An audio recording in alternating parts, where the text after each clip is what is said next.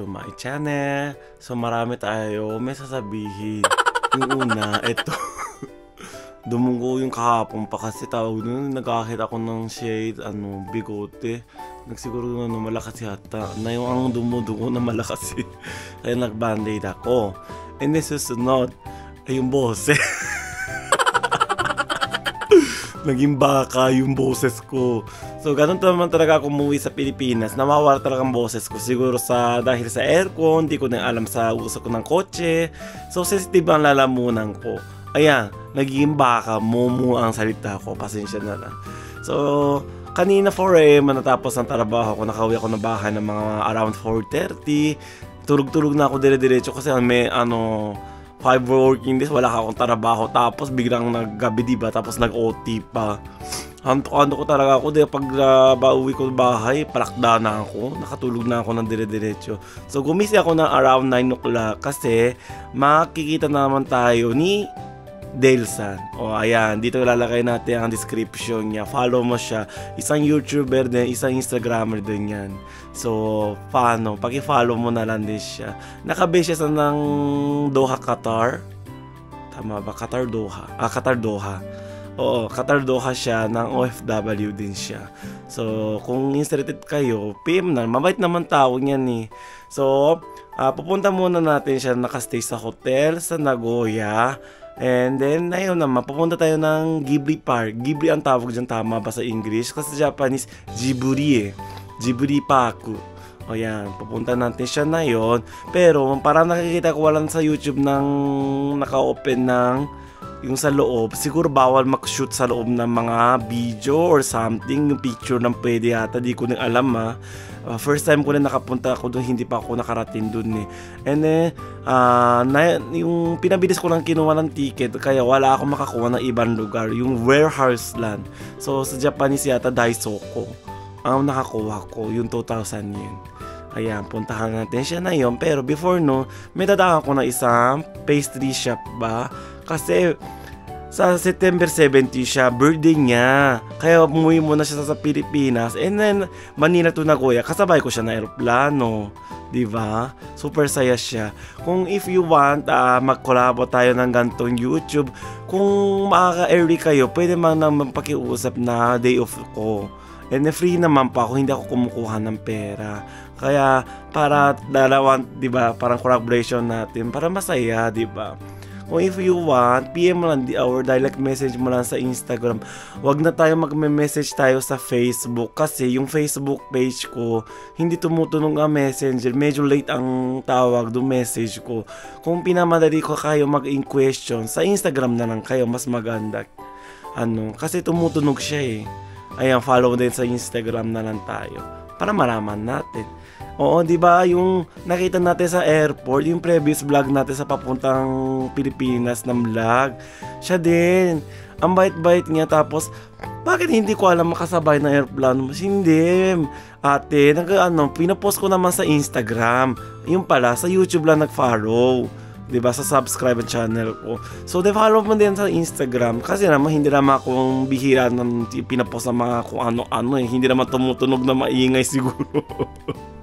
Para malaman natin ang late din ng ay, uwi para si Kenta Sam para mag-meet sa Pilipinas, mag-adjust ng araw. Parang ganun, diba? Diba? Kapag ganyan, masaya naman tayo eh. Ayan, pupunta muna natin ang pastry shop sa toko namin para bibili natin ang birthday cake niya, kahit short cake yung maliit lang.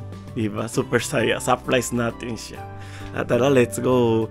Hindi na siguro ako mag-vlog na mahabang salita. Tingnan mo naman, para mumu na mumu. Tara, let's go.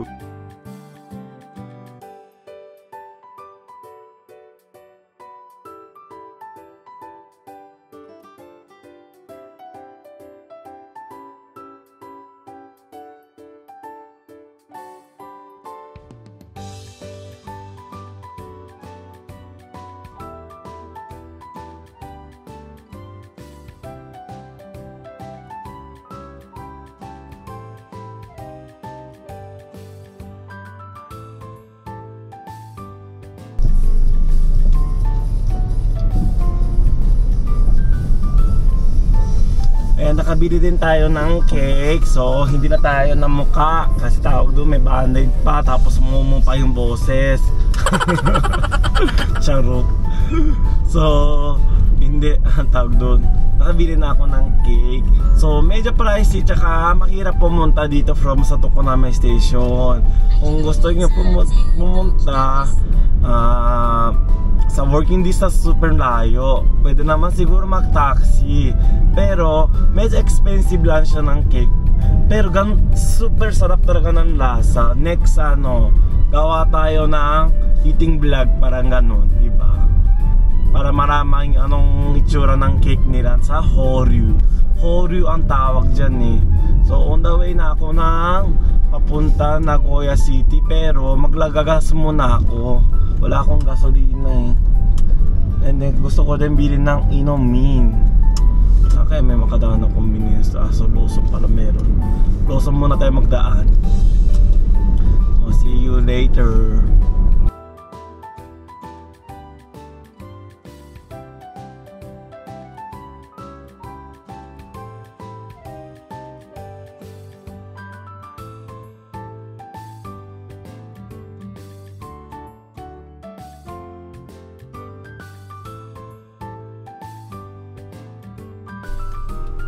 Ayan, nagsundo tayo si Dale sa Hamilton Hotel Blue Miyake Minami daw.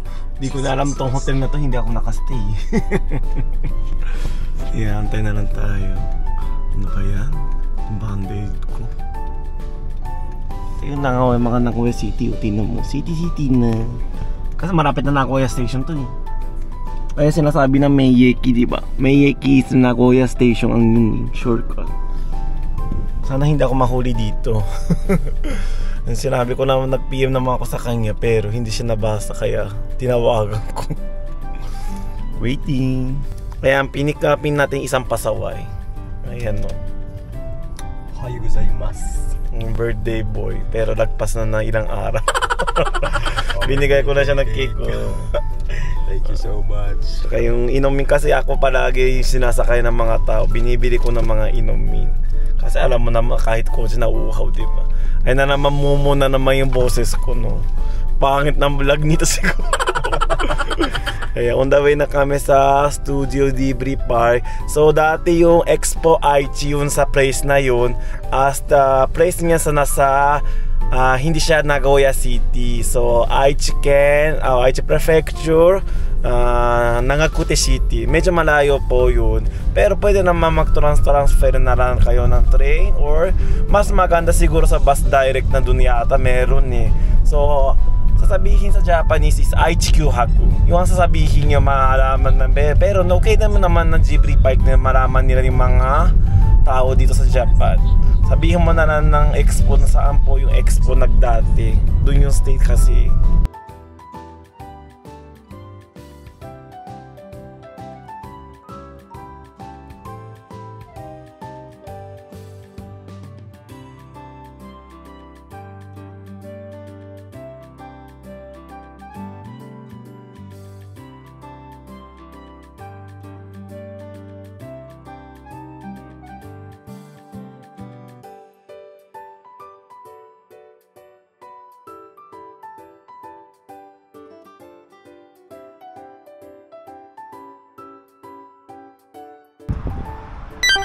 So finally nakarating na tayo sa parang Ghibli Park, and then Aichikyu Haku and Expo ang dating expo ng parking.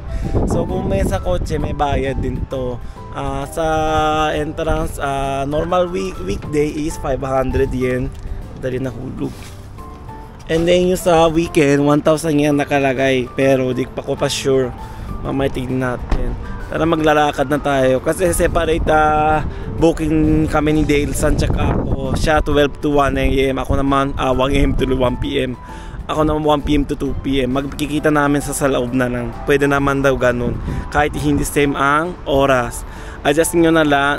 Kunyari si Dale San ang 12 o'clock, so kailangan pagpasok sa 1 o'clock. 12:50 ang pagpapasok siya, maghahantay siya ng mga 10 minutes. Tapos na 1 o'clock na, pwede na ako pumasok, tapos mag-meet na sa loob, di ba? Tara, let's go. Ayan, naglalakad na tayo. Going to sa entrance. Di ko din alam sa ang entrance. Pero ang ganda na tawag dun, no? Yung nakatayo ng building. Palang, ano ba, yung Big Ben sa England. Iba na lugar, no? Hindi yung Ghibli Park, eh. Ayan, puntahan natin. Parang elevator yata to, eh. Pero naman, meron din naman na hagdanan. And then, sa wheelchair, pwede naman. Yung ang problema, amo ko lilim, tapos mahangin. Ayan naman, ito naman kasama ko nag-vlog na.